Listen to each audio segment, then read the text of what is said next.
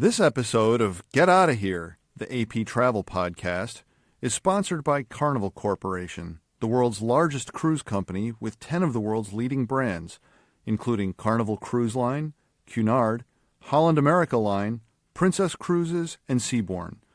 To learn about the world's leading cruise lines from Carnival Corporation and great vacation options, contact your travel professional or visit worldsleadingcruiselines.com. It's Get Outta Here. I'm Warren Levinson.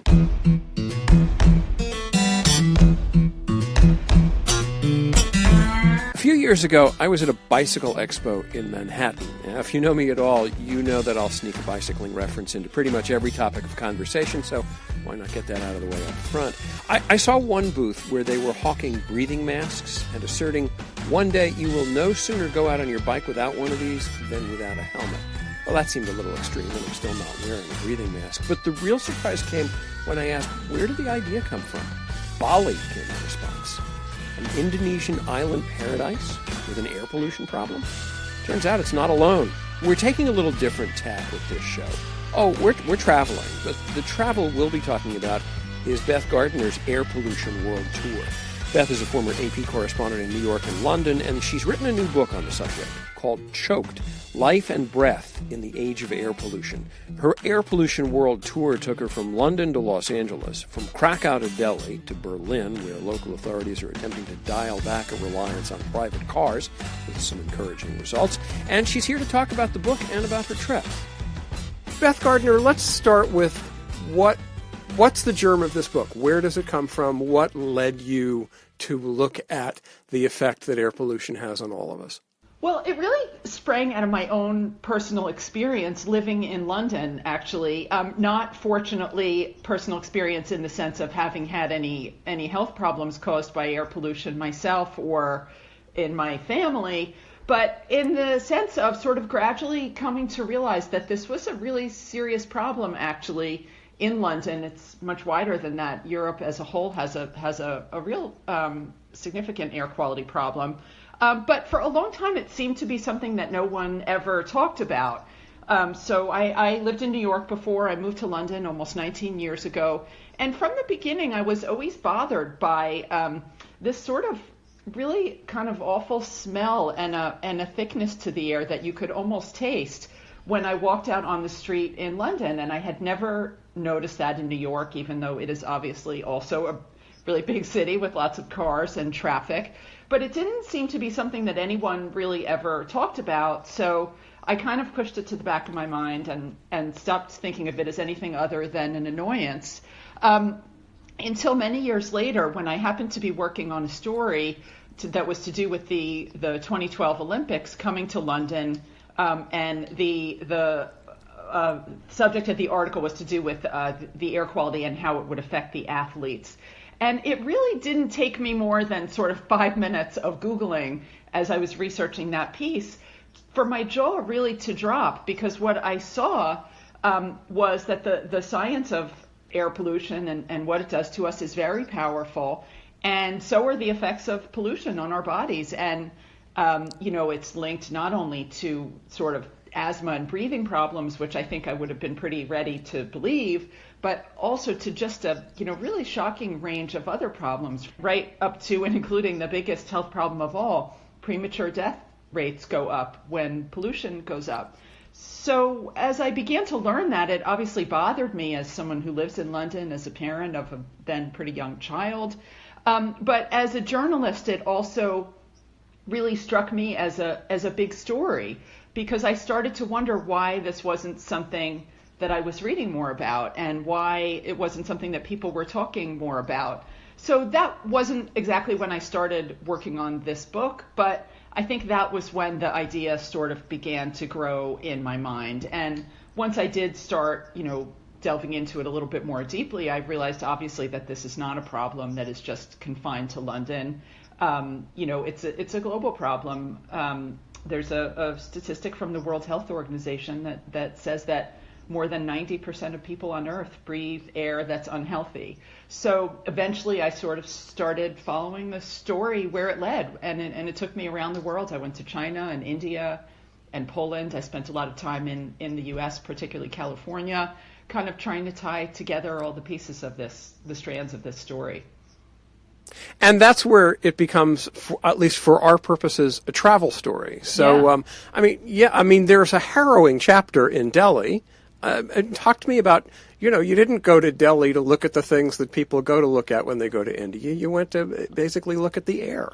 Yeah, exactly. So I was a weird sort of tourist in Delhi. I did certainly love and enjoy. It was actually a wonderful trip, despite the fact that I was there researching this menace that's killing more than 1.5 million Indian people every year. Delhi's an extraordinary city. India is an extraordinary country, but there is a really important failure going on in terms of government and infrastructure and regulation and other things that have allowed air pollution to just become this horrific threat to people's health and their lives. I've really framed Delhi in the book and India as a whole, because Delhi is just sort of the window through which I looked at a wider regional problem. It's all of South Asia, Pakistan, and Bangladesh as well. I framed it in the book as sort of the global ground zero for air pollution. India has, I think, 10 of the top 15 cities or something like that on the World Health Organization ranking of the most polluted. So it's absolutely horrendous. I happened to visit there in the spring, which is a less polluted time of year.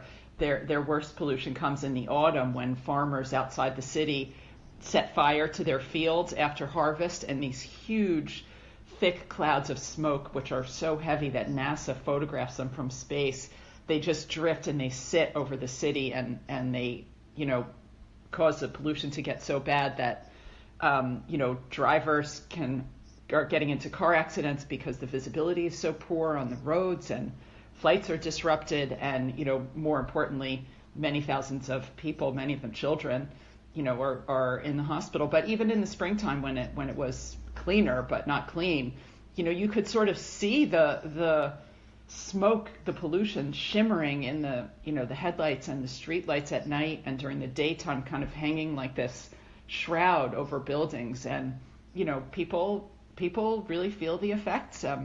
Nearly all Indians have someone in their family, someone they know or love, who's been affected by whether it's respiratory disease or heart problems or other ailments that are very clearly connected to air pollution. So it's a huge, public health crisis for all of India, and it's something that you can really feel and see, just in everyday life there. The air in New York is, it's the air of a big city. But 40 years after the Clean Air Act, it's better than it was. Is there a constituency? Is there a kind of clean air constituency in India? There actually is a really positive story to tell. In some ways, I ended up putting the U.S. and New York in the sort of positive half of the book of places that are achieving progress. And it all really comes back to the Clean Air Act of 1970, which, to my mind, I devoted a whole chapter to it, is really one of the most consequential laws in modern American history. And it's saved, according to EPA analyses, literally millions of American lives and trillions of dollars in almost 50 years since it was enacted. And the reason for that, I think, was twofold. It's partly to do with the very powerful ways in which the law was designed. It's a real innovative piece of legislation that had a lot of new sort of approaches to regulation that enabled it to be very effective. And the second part of that is the power of the EPA in enforcing it. Certainly not a perfect agency by any stretch, but the EPA has really, done a pretty good job, a pretty effective job of enforcing the laws, whereas, across the pond over in Europe, they've got lots of nice clean air, laws and regulations on their books, but they don't really have an equivalently effective or empowered or centralized enforcer. So there's a lot of cheating by the car companies and a real failure to sort of turn those rules and laws into reality on the ground. But I think, you asked whether there's still a clean air constituency in New York and in the U.S. more widely. Well, actually, what I'm asking is, we'll get to that, but I'm asking, is there a clean air constituency in India, or for that matter, in China, in Poland? Well, China's a different deal because India is a democracy where presumably the people have a say. So China's a separate issue. But is there a clean air constituency as well in India? It's still, I think, sort of an emerging issue in terms of people's awareness. I think there has started to be a constituency in the sort of more educated, urban middle classes who understand much more now than they did even, I think, 5 years ago, how powerfully the air is affecting them. But I think there's still a long way to go. There's more news coverage now than there used to be, but it does not seem to have really, emerged and developed to the extent where the government actually has felt the need to take steps towards doing something about it.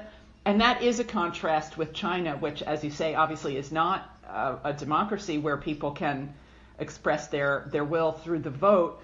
But nonetheless, the government is quite attuned to, when an issue may be reaching a point where it's going to threaten stability because the public is angry about it, or it's going to somehow undermine, the Communist Party's grip on power.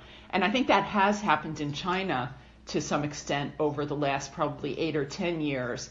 And it's why we've seen the Chinese government, I think, actually start to take some real concrete steps that have delivered, very measurable improvements in air quality in big cities like Beijing. Obviously, they still have a really serious problem, and there's a long way to go. But, this saves lives because what we know about air pollution and cleaning the air is that, even incremental improvements literally translate into, lives saved and health spared. So that's been the story playing out in China, but India, unfortunately, is not really there yet, I would say, in terms of awareness and political pressure.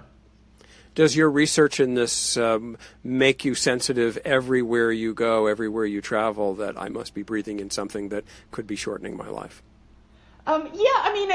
I certainly am really aware of it, but it's funny, a friend of mine in London who hadn't really known that much about air pollution read my book and said that now, she can hardly walk on the street without thinking about it. And she asked me if it was like that for me. But I think in some ways it's kind of been the opposite, actually. My trajectory has gone the other way. I wrote this book because I was kind of obsessed with it in London. And when I walked out on the street and I could smell it, once I sort of reached that point of having done enough research to really understand it, it was something that bothered me all the time. And I think in some sense now I feel like, I don't know, maybe the book has gotten it out of my system a little bit. I've written it. I've kind of done my part, This is what I could do. I'm a journalist. Like I covered the story. I gave it the attention that I thought it needed. And in a way, I think, not on a totally conscious level, but in some ways, I think now I kind of feel like, well, let the chips fall where they may. You got to live in the world as it is. Beth Gardiner is a London-based freelance writer, a former longtime AP correspondent, author of the book Choked, about the effects of air pollution on everybody's health. She's traveled the world in search of the problem and potential solutions. After a break, we'll talk about her travels and travel tips. This is Get Outta Here, the AP Travel Podcast. Download the AP News app for the latest in news, sports, travel, entertainment, and more. Available now for iPhone and iPad. It's Get Outta Here, back to our conversation with Beth Gardiner, author of the book Choked. So, Beth, do you now travel with breathing masks? Not generally. It depends where I go. I did buy one when I went to China. And I also, earlier this year, it's not in the book, but I made a trip to Mongolia, which was for a separate article, but also about air pollution. That is also a horrendously polluted place, and I did wear a mask when I was there. But in my everyday life, certainly not. I mean, in London, you see people who ride, who commute by bike, and they spend time sitting in traffic on their bikes. You see those people wear pollution masks, but I don't wear them at home. I'm not really a big biker. But generally speaking, no. But I mean, I think this is something that's coming to people's attention more, that people think about when they travel. And, in the U.S., it's become, particularly an issue in an acute way in a lot of parts of the western United States where, we've been seeing, because of climate change, wildfires getting more common, more frequent, more intense. And people living in cities like, San Francisco, Seattle, all the way up and down the West Coast, including Canada, really suffering sometimes through these episodes where the smoke just sits over the city. And I've been in San Francisco when that's happened, and it's awful. And the pollution rates go up to, levels like what they are in Beijing. So I have seen, Americans in American cities wearing pollution masks. The first time I saw one, I was actually at a bike expo in New York, and basically there was a booth where they were selling these particular masks, or at least showing these particular masks. And I said, and they just looked at and said, this is the future of bicycling in cities. Everybody one day is going to be wearing this. You know how everybody wears helmets, where years ago nobody wore helmets? We think this is the next big thing. And I asked, well, where did you come up with this idea, or where did you first see this? They said, Bali. And I thought, that's interesting. That's interesting. Tropical paradise, Bali? Yeah, Southeast Asia is also a problem, place that has a problem with air quality. And generally speaking, in developing countries, it's not true everywhere, but as a rule of thumb, there tends to be less stringent regulation on engine and fuel quality. So that means that when you walk down a street in a country like Indonesia, you're likely to have a lot more exhaust just sort of coming into your face at levels where you can feel and smell it, as compared to the U.S., where I would say generally that only happens when you have sort of like a big diesel truck or something like that go by. But the thing with these masks, especially for bicyclists, because when you're exercising, you're obviously breathing harder. So you're more vulnerable to pollution because you're taking in more air under those circumstances. But it can also get uncomfortable to wear a mask, when you're really breathing hard. And even if you're not breathing hard, when I wore it in China, I ended up taking it off half the time because it was sort of squishing my nose, and it was a little bit uncomfortable to wear. And I'm a big sweaty guy. When I ride, I can't imagine wearing more than I already am, which isn't that much. Yeah. And the other thing is, I looked at some of the research recently and interviewed some scientists about how effective these masks are. And a lot of them work really well when they're tested in the lab. But what they've found is that under real world conditions, you're moving around, and particularly if you're biking or running, there's a lot of shifting that goes on. And if the mask is not in completely the right position, and the seal breaks on the side, and you've got air coming in, next to your nose or along your cheek or whatever, you're losing a lot of the benefit. So it's kind of questionable. But, one thing I was told by some of these, experts who I interviewed on this question is that, another thing you can do if you're biking or you're walking or you're traveling is to, think a little bit about your route and see if there's a way that you can bike or walk that's not along a busy road, because it really does make a big difference, even if you can go on like a quieter street that's like one block over, and runs parallel to a really trafficy road. You could cut your pollution exposure by half. So that's worth thinking about too. Oh, wow. Quieter streets, less pollution, less exposure to toxins. So in general, though, overall, where's the air good? If you're looking for a place to travel to, and this is on your list of qualities in a place you want to go, where would you go for good air? Well, I think there's places like sort of northern Canada or Scandinavia, if you go to sort of the more remote parts where the air is great. Although, having said that, there's a big problem in rural areas of wood burning. People with fireplaces or log burners in their homes. That is actually a really significant health threat as well. There's no place that's perfect is the answer. And I think the reason for that is because what I saw, as I travel around the world, is that this really kind of comes down to fossil fuels. And fossil fuels are the foundation that we've built our modern world on, and there's very few places that are, if any, that are not dependent on them. So there are cities that are better or worse, rural areas that might be a little bit cleaner. But generally speaking, there's no place, that's great, and there's no place that's perfect. the U.S. as a whole has done pretty well over the years, but we're in danger of going backwards now, partly because climate change makes it harder to keep the air clean. The hot weather combines with the pollution to make it even worse. We're seeing rollbacks in Washington now that also threaten to push us backwards.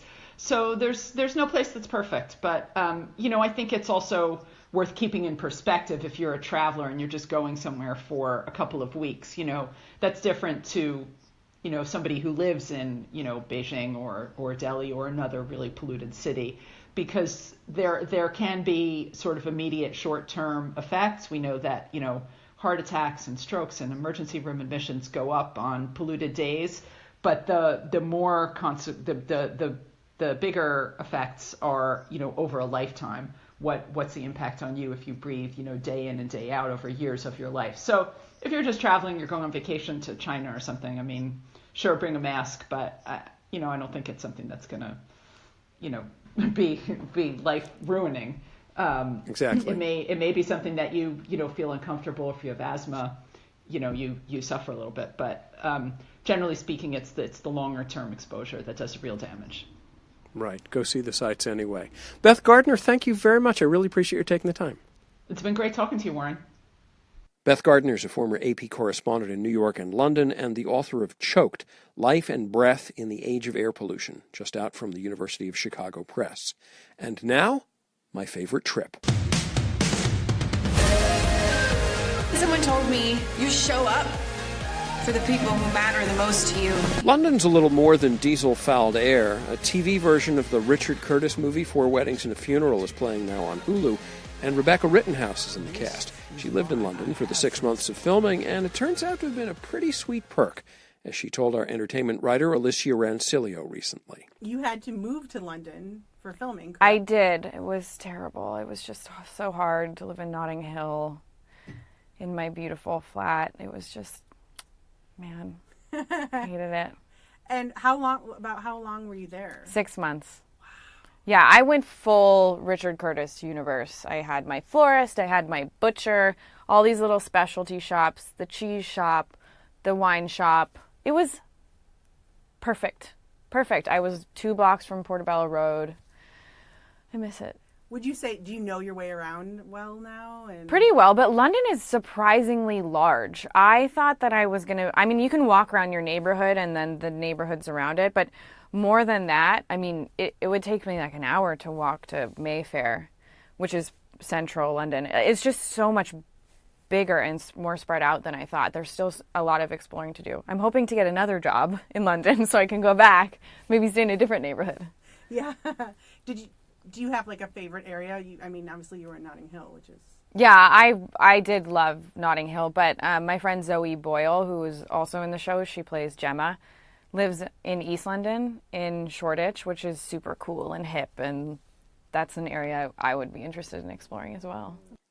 Rebecca Rittenhouse plays Ainsley Howard in Mindy Kaling's new TV version of 4 Weddings and a Funeral.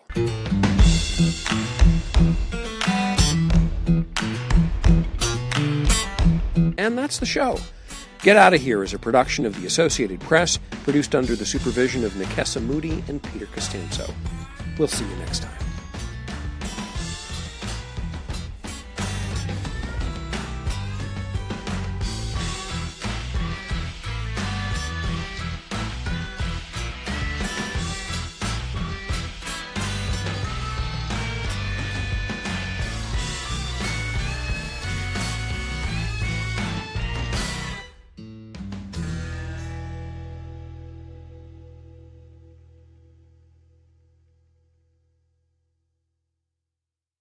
This episode of Get Outta Here, the AP Travel Podcast, was sponsored by Carnival Corporation, the world's largest cruise company with 10 of the world's leading brands, including Carnival Cruise Line, Cunard, Holland America Line, Princess Cruises, and Seabourn. To learn about the world's leading cruise lines from Carnival Corporation and great vacation options, contact your travel professional or visit worldsleadingcruiselines.com.